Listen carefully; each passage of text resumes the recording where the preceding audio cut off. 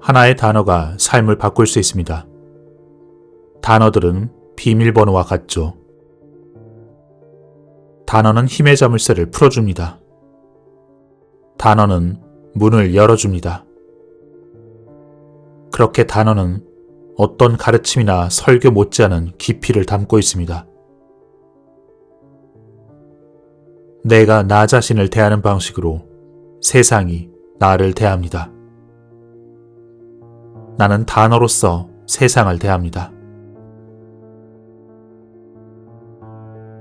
성공으로 인도하는 단어가 있고 고통으로 이끄는 단어가 있습니다. 나아감의 단어가 있고 물러남의 단어가 있습니다. 길을 안내하기도 하고 방해하기도 하며 치유하기도 하고 죽음을 부르기도 합니다. 우리가 이런 단어의 중요성과 그 신성한 가치를 밝힐 수 있다면 우리는 낮게 보는 대신 높게 보고 영감을 주며 동기를 부여하고 희망을 주고 가슴 뛰게 하고 그리고 앞으로 나아가게 하는 그 새로운 단어들을 스스로 창조할 수 있습니다. 바르게 사용될 때의 단어는 인간의 가슴을 향해 크게 노래합니다. 가슴 뛰는 삶을 위한 중요한 안내자가 될 것입니다. 이 비밀의 단어들엔 시대를 초월한 진리가 담겨 있습니다. 그 비밀을 찾는 여정을 겪으며 우리 또한 자신의 영웅적 여행을 발견하게 될 것입니다. 일상의 단어에 담긴 진정한 의미를 이해하고 그것의 깊이와 본질을 안다면 우린 큰 힘을 얻을 수 있습니다. 단어의 층을 하나씩 벗겨내고 그 단어가 가진 최초의 순수한 의미를 발견함으로써 우리는 오랜 시간 사용해온 단어와 구절에 새로운 빛을 비출 수 있습니다. 그것들은 대부분 우리가 앞으로도 계속 사용할 단어들입니다. 그대의 천복을 따르십시오. 이 단어들은 하늘에서 내린 그 복, 그것을 향한 길의 표지판입니다. 이 단어에 내재된 힘이 부와 건강, 창조성, 그리고 진정한 나, 이것들로 연결될 것입니다.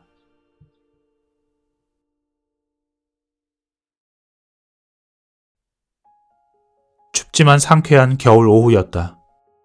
나는 오스트리아의 빈의 중심부에 있었고 딸아이의 선물을 고르기 위해서 한 상점 안으로 들어서고 있었다. 어서 오세요. 상점 주인이 넘치는 에너지로 나에게 다가왔다. 내 이름은 프라빈입니다. 프라빈 체르쿠리. 그의 목소린 인도인의 부드러운 억양을 담고 있었다. 나도 인사에 답했다. 케빈 홀입니다. 만나서 반가워요. 나는 상점을 둘러보며 이런저런 물건을 구경했다. 그때 상점 주인이 내 옷에 꽂혀진 핀에 관심을 보였다. 두 손이 서로 손목을 잡고 있네요. 이게 뭘 뜻하죠? 내가 답했다. 서로에게 희망을 주고 서로의 짐을 덜어주는 인간의 의무를 나타내는 거죠. 그럼 도움을 주는 손이 결국 도움을 받는 손이나 마찬가지네요. 맞아요. 정확히 이해하셨네요. 에머슨이란 분이 얘기했어요. 누군가를 진심으로 도우면 반드시 나 자신이 도움을 받는다는 걸요. 그리고 그게 삶의 아름다운 보상 중 하나라고 말했죠. 그러자 상점 주인의 입가에 미소가 번지며 그가 덧붙였다. 우리가 다른 사람들을 위해서 어떤 걸 간절히 바라면 우리 자신이 종종 그걸 받게 되는 것과 같네요. 그런데 혹시 선생님은 이 핀 때문에 이곳 빈에 오신 건가요? 나는 흠칫 놀랐지만 내색을 하지 않았다. 대신 그 핀은 빅터 프랭클린이라는 사람이 생각해낸 책임의 조각상 모형이라고 설명해 주었다. 그는 그것이 미국에서 자유의 여신상과 짝을 이루도록 미국 서부에 세워지기를 원했었다. 그 일로 나는 빅터와 그의 가족들과 빈에서 만난 것이었다. 빅터는 빈 출신의 유명한 신경정신과 의사였으며 홀로코스트의 생존자였고 죽음의 수용소를 쓴 유명인이었다. 상점 주인이 감격한 목소리로 말했다. 나도 그를 알아요. 위대하고 고귀한 사람이죠. 그러더니 갑자기 그는 계산대 아래에서 가죽으로 된 커다란 방명록을 꺼냈다. 이건 내가 만난 위대한 사람들, 그분들의 방명록이에요. 빅터 프랭클린도 여기에 사인을 해줬죠. 케빈, 당신도 내가 만난 위대한 사람 중 한 명이에요. 여기에 서명을 좀 부탁해도 될까요? 나는 페이지들을 넘기며 그곳에 적힌 이름들을 살펴보았다. 놀랍게도 마더 테레사도 있었고 간디의 가족들 이름도 적혀 있었다. 난 생각했다.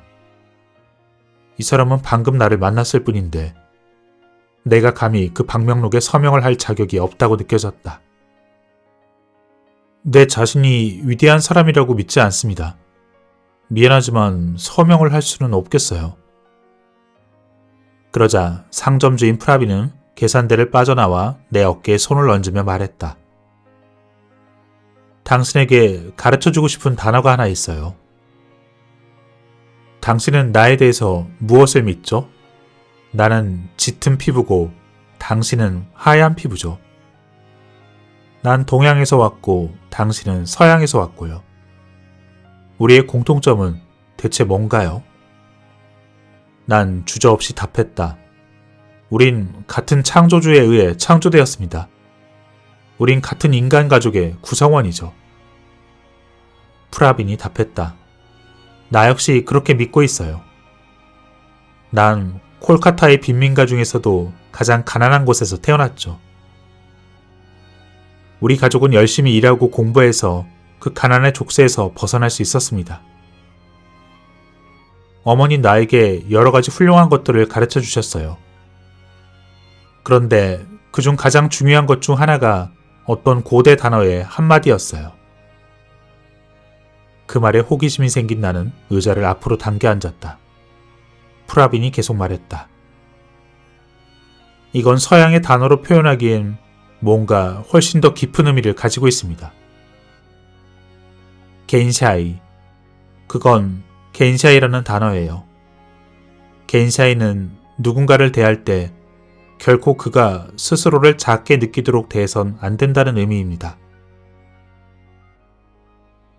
어렸을 때 우린 누군가를 대할 때 상대방이 스스로를 작고 하찮게 느끼도록 말하거나 쳐다보거나 행동해선 안 된다고 배웠습니다.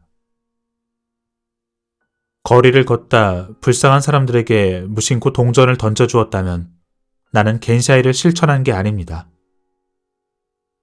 하지만 내가 만일 무릎을 꿇고 그의 눈을 바라보며 그의 손에 동전을 올려놓는다면 그 동전은 사랑입니다. 오직 그때 순수하고 무조건적인 형제를 보여주었을 때 진정한 겐샤이를 실천한 것입니다.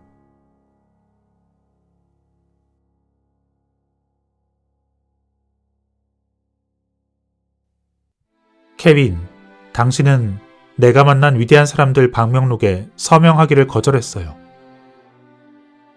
그런 결정을 내렸을 때 당신은 스스로를 작고 하찮은 존재로 대한 겁니다.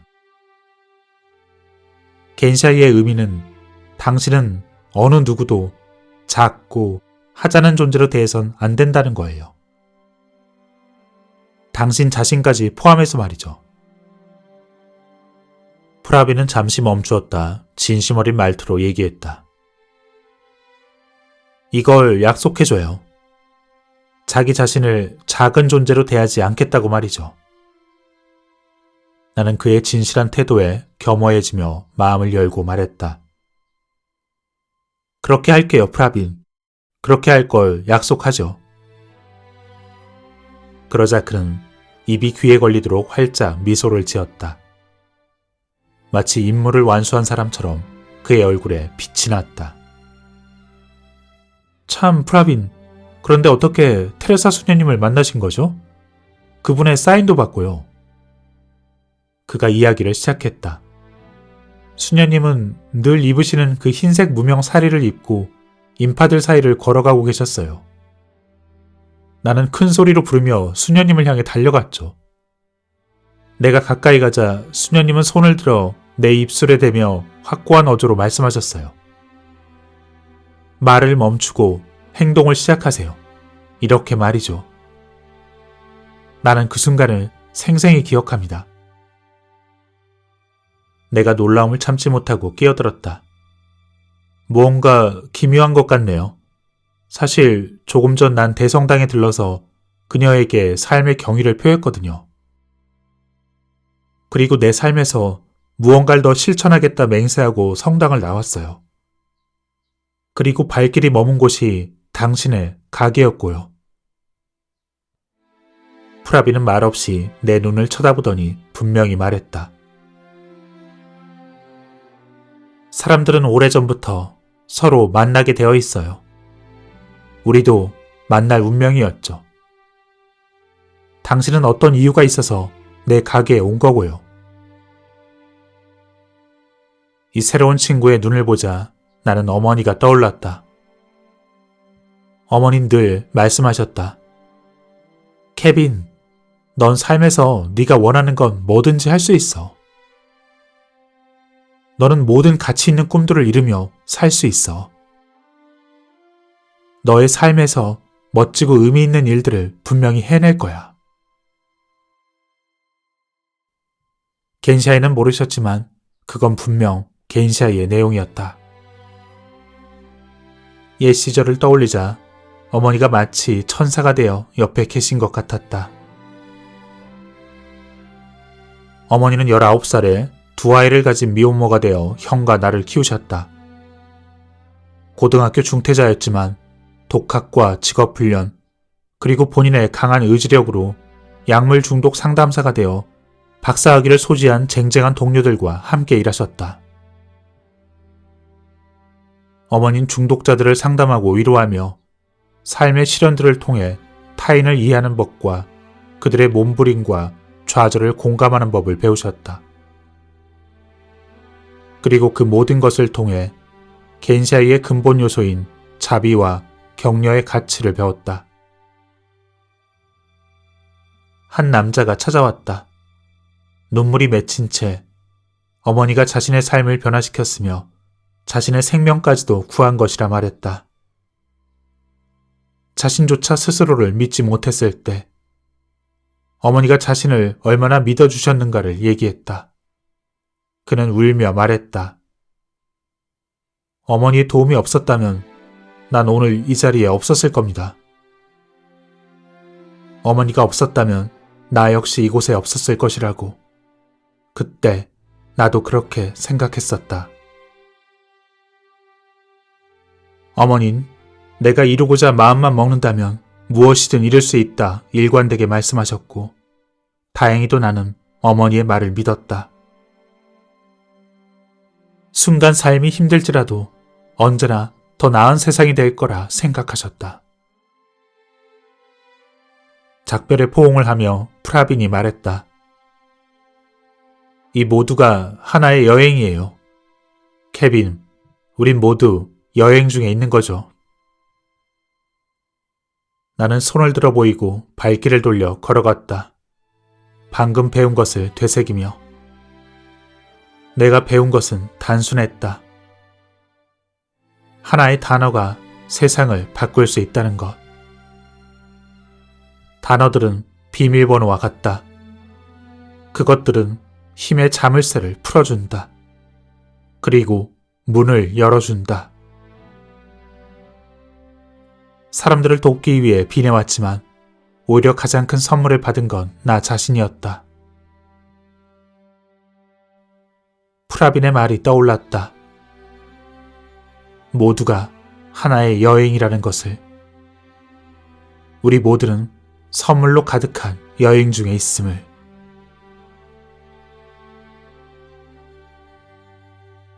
내가 내 자신을 대하는 방식은 내가 사람들을 대하는 방식에 그대로 반영된다. 내가 내 자신을 존중할 때 나는 사람들을 존중한다. 내 자신을 경멸하고 무시하면 나는 사람들을 경멸하고 무시한다. 나는 세상을 있는 그대로 바라보는 것이 아니라 나 자신을 바라보는 그 방식으로 세상을 바라볼 뿐이다. 인간은 자기 자신에 의해 만들어지기도 하고 부서지기도 한다. 인간은 생각의 무기고에서 자신을 파괴하는 무기를 만들기도 하며 또한 자신을 위해 기쁨의 힘과 평화의 집을 지을 그 연장을 만들기도 한다. 내 안엔 신성함이 있다. 내 안엔 위대함이 있다. 우린 내가 나 자신이라 믿는 그것을 내 삶으로 끌어당긴다. 믿는다, believe. 이것은 사랑한다, be love의 뜻이다. 내가 나 자신을 믿을 때 나는 나를 사랑하는 것이다. 내가 나 자신을 사랑할 때 나는 나를 존중하는 것이다. 나는 겐샤이를 거울에 붙여둘 것이다. 내가 나 자신을 겐샤이로 대할 때 세상이 나를 그렇게 대할 것이기에.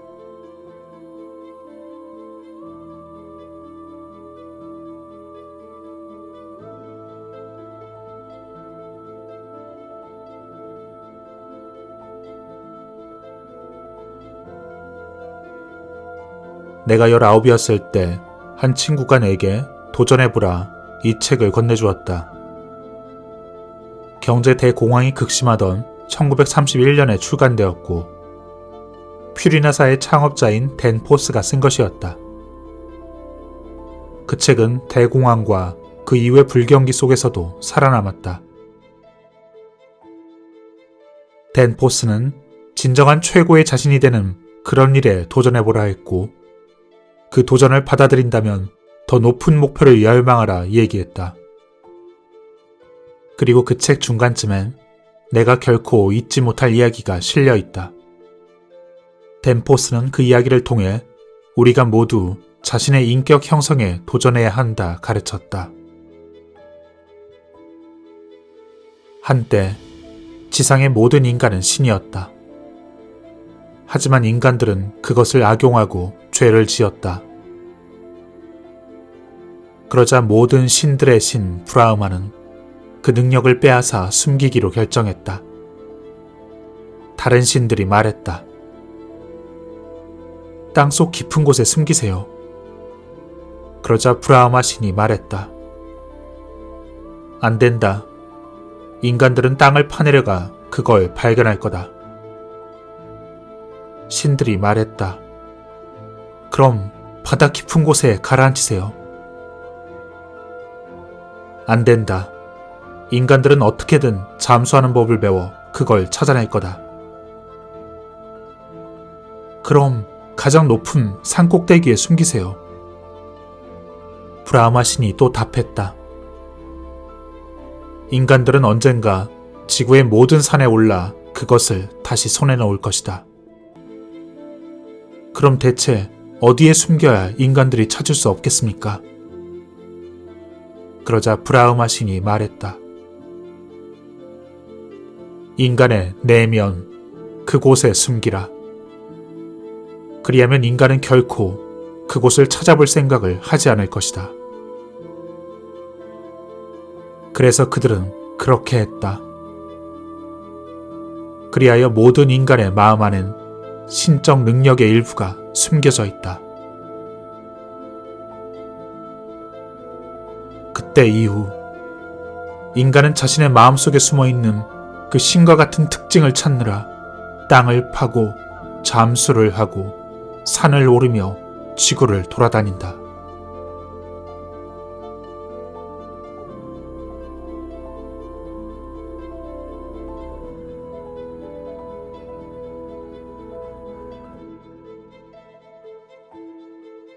우리의 가장 깊은 두려움은 사실상 우리가 부족하다는 것이 아니다. 우리의 가장 깊은 두려움은 우리에게 측정할 수 없을 정도로 강한 힘이 있다는 것이다. 그것을 인정하는 것이다. 우리가 그 두려움을 깨고 나올 때 우리의 본질에서, 우리의 존재의 중심에서, 우리의 가장 그 고요한 순간에 우리는 내면에 있는 그 위대함을 껴안을 수 있을 것이다. 나마스테. 나는 온 우주가 거하는 당신 내면의 장소에 절합니다.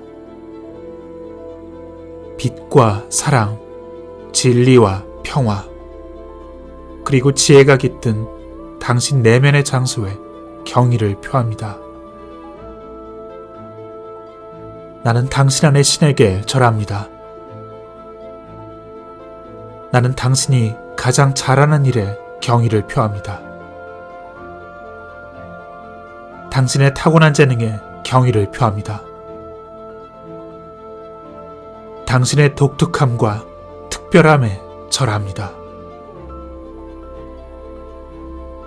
나마스테는 모든 인간이 어느 누구, 어느 영혼도 예외 없이 자신만의 특별한 재능을 부여받았음을 인정하는 것입니다. 수십억의 그 사람들 중 똑같은 지문, 똑같은 발자국, 그리고 똑같은 웃음을 가진 사람은 단 한 명도 없습니다. 그러니 모든 개인이 진품이며 그 모든 사람은 반복될 수 없는 기적입니다. 하지만 수능을 요구하는 그 판에 박힌 세상에선 우리 각자가 독특하다는 사실을 잊고 맙니다. 우리는 자녀에게, 배우자에게, 직원들에게 왜 누구처럼 될 수 없는가라고 말하고 다그칩니다. 어째서 우리는 자신이 참으로 독특하다는 걸 인식하지 못하는 것입니까? 왜 자신의 타고난 재능과 그 과정 속에서의 성장을 억누르고 살았습니까? 우리가 주의하고 각성하지 않는다면 세상은 우리의 본래의 모습을 감출 수 있고 또 감출 것입니다. 틀에 맞추고 위대함 대신 결함에 집중하는 것은 신에게서 받은 우리의 재능, 우리의 나마스테를 감추어버리는 것입니다. 그리하여 우리의 진정한 길과 목적에서 멀어지게 만듭니다. 진정한 자신이 되는 대신 다른 이들이 정해준 그 배역의 캐릭터가 됩니다. 자신이 아니라 다른 사람들의 비위를 맞추게 됩니다. 자연은 일하지만 일하지 않습니다. 대자연의 그 모든 것은 조화이며 흐름입니다. 자연은 비바람과 싸우지 않습니다. 그것을 껴안습니다. 강은 언덕을 오르려 고집부리지 않습니다. 식물은 북극에서 자라려 애쓰지 않습니다. 동물들은 자연 상태 그대로 살아갑니다. 진정 자신의 삶에서 날아오르길 원한다면 자유롭게 당신 자신이 되십시오. 자유롭게 자신의 본성을 따르십시오. 자신의 나마스테를 발견하고 인식하는 것, 그리고 그것에 따라 사는 것. 그렇게 한다면 나머지 모든 것들은 자연히 해결될 것입니다. 그 길로 나아가십시오. 그것이 자신의 천복을 따르는 것입니다. 당신이 얼마나 특별한 세상에서 얼마나 놀라운 삶을 살게 될지 상상도 할 수 없을 것입니다. 여러분의 세상이 달라질 것입니다.